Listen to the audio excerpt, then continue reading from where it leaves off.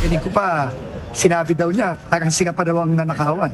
Medyo makapal din naman talaga ang mukha nitong si Curly Discaya. Mariing kinondena ni Public Works and Highway Secretary Vince Dizon ang pahayag ng contractor na si Pacifico Curly Discaya sa Senate Blue Ribbon hearing kahapon. Sa pagdinig sinabi ni Curly na pakiramdam niya ay ninanakawan siya ng tanungin umano ng Department of Justice o DOJ kung magkano ang kaya niyang isauling pera bilang bahagi ng proseso ng pag-a-apply sa Witness Protection Program o WPP. Ako po, hindi ko po masabi kung magkano po. Kasi para sa akin po, parang kami po ang nanakawan. Parang ibig sabihin, parang modern day na pagnanakaw, ibig sabihin yung nakaw ba? Siya pa ang magbibigay ng pera dun sa ninakawan niya, parang ganun po.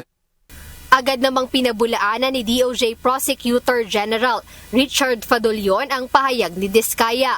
Sa naturang pagdinig, iginiit ni Fadolion na kaya hindi pa umuusad ang aplikasyon ng mag-asawa sa WPP ay dahil sa kakulangan ng koordinasyon at formal na salaysay.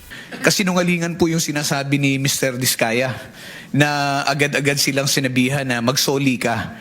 Ang pinag-uusapan po dito, bago man lang makapagsabi ng ganon, kailangan munang makita kung ano ang gusto at kayang sabihin at patunayan ni Mr. Discaya at ni Mrs. Discaya doon sa kanilang salaysay. Pero hindi po sila nakikipag-ugnayan sa department.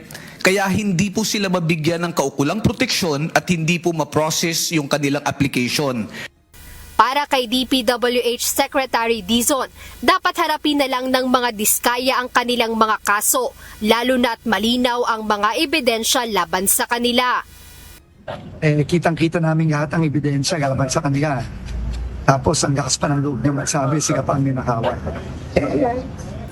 Siguro, umarap na lang sila sa mga kaso nila. Yung asawa niya nakakulong na, harapin na lang nila yung mga kaso, tapos ibalik na lang yung pera ng mga kababayan natin. Samantala ayon naman sa Office of the Ombudsman, mali at malaking kalokohan na tawaging pagnanakaw ang pagbabalik ng ninakaw sa kaban ng bayan. Ayon kay Assistant Ombudsman at Spokesperson Attorney Miko Clavano, nang mawala ang pera para sa flood control, hindi lang pondo ang nawala, kundi kaligtasan ng mga Pilipino.